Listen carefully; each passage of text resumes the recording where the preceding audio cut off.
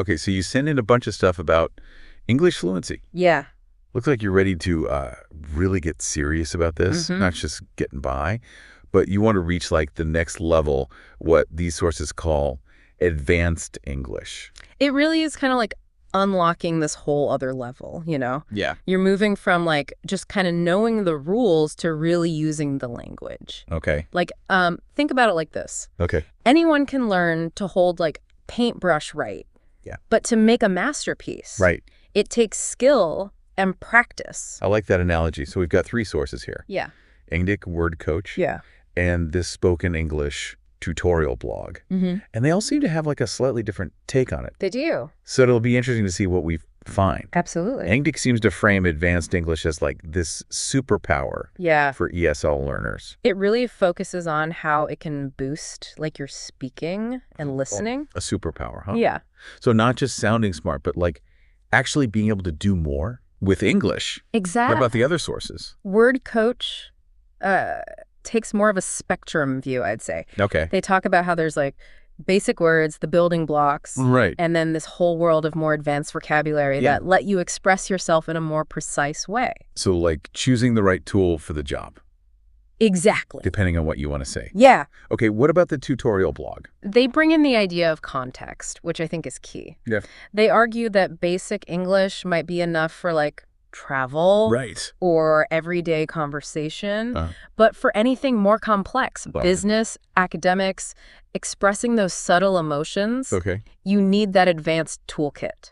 That makes a lot of sense. It's not just about using big words to sound impressive, right? No. It's about having the tools to navigate different situations. Yes. And communicate effectively. And all 3 of the sources give us these big lists of normal words and then their advanced counterparts. It's kind of a lot, honestly. It is. Like instead of big house, I could say enormous. Right. Or colossal or imposing. Exactly. And they all create kind of a different picture in your head. That's the nuance. Yeah. Like hot becomes scorching, torrid, or sweltering. Okay. Each one evokes a different kind of heat, right? Right. Adds detail to the description. So instead of saying someone is sad, I could use melancholy or despondent. And instead of people, I could say populace. Like citizenry, even denizens. Denizens, wow. Now, you wouldn't use denizens every day. Right.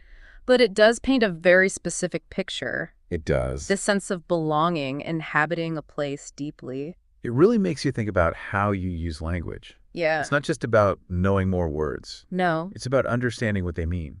The subtle shades of meaning and using them well. Strategically. Yeah, and that brings us to something that the tutorial blog really focuses on. Okay. Grammar. It's the framework that lets you build these more complex sentences, right? Right. And express those nuanced ideas. They talk a lot about mastering conditional sentences. Yeah. Things like, if I had known. Which let you talk about all those what-if situations. Right, and their consequences. Exactly. And they talk about the passive voice. Yeah, instead of the team finished the project. You could say the project was completed by the team. A subtle shift. Right. But it can be effective. And they go into detail about perfect tenses, too. Oh, yeah. Like, I have finished, and she had left. Which can be tricky. Yeah. But they're so important. Because it shows... the timing of things. Yeah, like adding timestamps to your sentences. Exactly. But like, don't get overwhelmed. Take your time. It takes time. Yeah, and practice. Okay, so we've got vocabulary, grammar.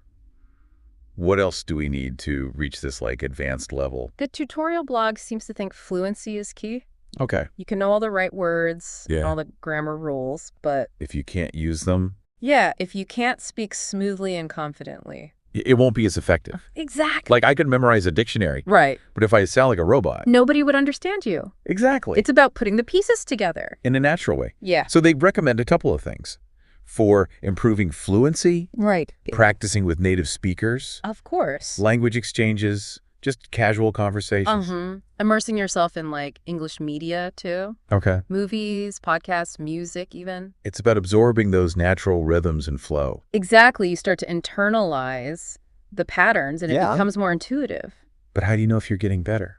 The tutorial blog is big on feedback. Okay. And self-assessment. So like recording yourself. Yeah. And listening back.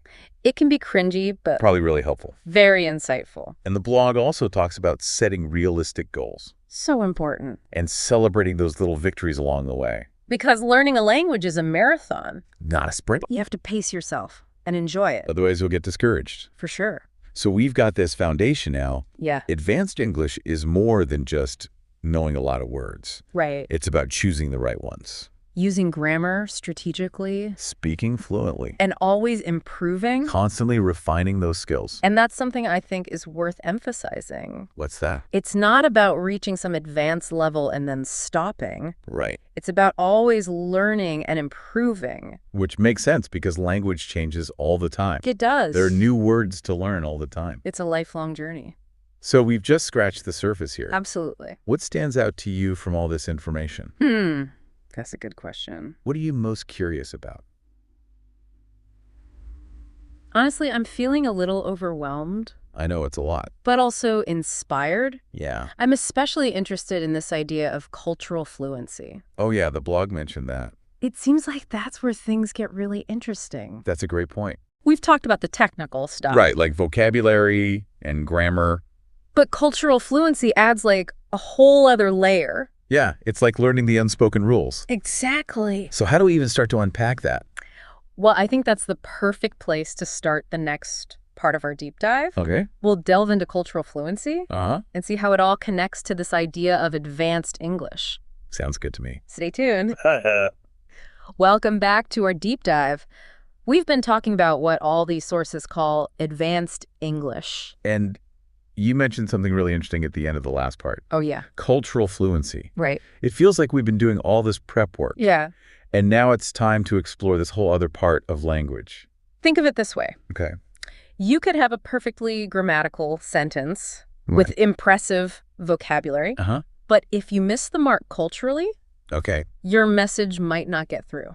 So it's not just what you say, No. it's how you say it, Exactly. taking into account the cultural context, Understanding those nuances. the unspoken rules. Yeah, the idioms and humor.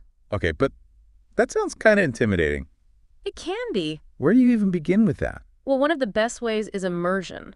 The tutorial blog talks about that. It does. Immersion, like surrounding yourself with the language And the culture. as much as possible. Movies, TV shows, music, Podcasts. books, articles. Okay. It all helps you absorb how English is really used. So you're training yourself to pick up on those subtle cues. Yes, the things that go beyond just the dictionary definition. And you start to notice patterns. Right, like how people express certain emotions, how Yeah. they use humor, how they deal with social situations. Endel Kandik actually gives a really good example. Oh, yeah. They compare saying it's raining cats and dogs Right. to something more literal. Like, Yeah. it's raining heavily. The first one is an idiom.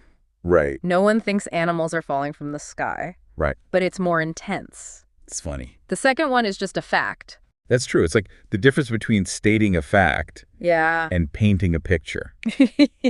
And that's what cultural fluency lets you do. Okay. Paint those pictures. Connect with people Use language that resonates. because you understand the culture. The blog also says that cultural fluency can help you avoid those awkward situations. What do you mean? You know, when you accidentally say something offensive, every culture has things that are sensitive. Things you shouldn't talk about. Exactly. And by immersing You yourself, start to pick up on those things, you learn the social etiquette. which can be just as important as knowing grammar. For sure. And the best way to learn it is Yeah. by watching and talking with native speakers. So it's not just passively watching TV. No, you have to actively engage. Ask questions. Yeah, clarify things you don't understand. Don't be afraid to make mistakes. Exactly. Embrace those moments and learn from them. Word Coach talks about finding language partners, Yeah, mentors who can give you feedback. like a coach for your language skills. And as you become more culturally fluent, You start to understand more than just the words. you understand their intentions, Their humor. the real message. It's like developing a sixth sense. Right, you're reading between the lines. And all of that helps you express yourself better, It does. You connect with people better. build stronger relationships. This is all starting to come together. Yeah, but I'm wondering, how does cultural fluency tie back into advanced English? Good question. Is it really that important? I'd say it's one of the most important things. Really? Remember how we defined advanced English? Using the language effectively, Artfully. not just knowing the rules. Right, but using them well. To achieve your goals. And that's what cultural fluency gives you. Okay. Lets you adapt. To different situations. To use humor effectively. To connect with your audience. And to communicate in a nuanced way. So it's like the final piece of the puzzle. It unlocks the full potential of your English. And the best part is that it's rewarding in itself. You're not just learning a language. You're learning about a culture. Different ways of thinking. It's a journey of discovery.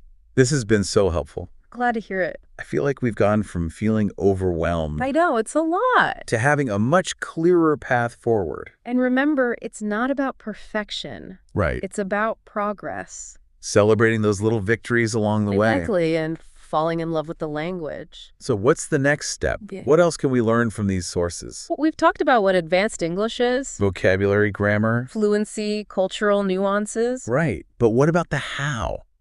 That's what I think we should talk about next. You mean, how do we actually do all of this? Yeah, the practical stuff. The techniques and strategies. Exactly, and that's the perfect topic for the last part of our deep dive. Okay, let's do it.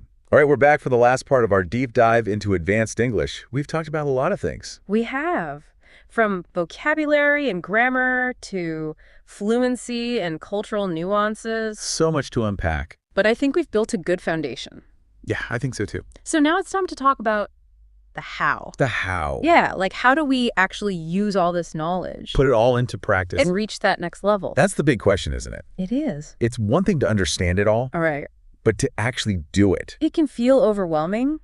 It can, so what do we do? Well, I think the sources actually give us some good advice here. Okay, I'm ready. They go beyond just defining advanced English. Okay. They give us actual tools we can use. Give me the good stuff. Where do we start? Well, remember how we talked about expanding your vocabulary? Yeah, learning more words. Word Coach has this interesting idea. Okay. They say to focus on learning words in context. What do you mean? Not just memorizing lists. Oh. Because just memorizing words won't help you use them. Right. You have to know how to actually use them. Exactly. So they say to pick a topic you like. Yeah. Business, art, cooking. Right. Anything. And then read about it, listen to podcasts about it. So you're learning new words naturally. And you'll remember them better because they're relevant to you. Because you're interested in the topic. Right. And as you're reading or listening, What should I do? pay attention to how the words are used. What they really mean. Exactly. So I should write down new words and then try to use them. Yes, make an effort to use them. In my own speaking and writing. And that's key for any skill. Not just language. Right. The tutorial blog talks about this with fluency. Okay, how so? They talk about active listening. Active listening. Not just hearing the words, Right. but paying attention to how they're said. The pronunciation. The intonation. Okay. And they recommend this technique called shadowing. Shadowing. Like following someone around? Not exactly. Okay, because that sounds a little creepy. It's a language learning technique. Oh, okay. You find a recording of a native speaker, Okay. and you try to copy how they sound. Their pronunciation and intonation. So you're basically shadowing their voice. Trying to sound just like them. And the more you do it, The better you get. it becomes more natural. This is great. It's like we're going beyond the basics. Yeah, we're getting into the details. And anyone can do these things. That's the best part. You don't need a special program or anything. Just be willing to put in the work. And be consistent. Engdick has this great quote about that. Oh, yeah. They say, mastery is not a destination, it's a journey. I love that. There's always more to learn. It's about enjoying the process. And that brings us to what I think is one of the most important things, What's that? the right mindset. The mindset. Yeah, all these sources talk about being curious, Okay. approaching learning with excitement. That makes sense if you just focus on the rules. Yeah, it can get boring, It can. but if you see language as this amazing tool To connect with people. to explore new ideas, Express yourself. then it's more fun. You'll stay motivated. Exactly. It's about seeing all the possibilities. And that's how you reach that advanced level. Wow, this has been amazing. Yeah, We've learned so much. I think so too. We went from feeling overwhelmed It is a lot to take in. to feeling like we have a real plan. And remember, it's not about being perfect.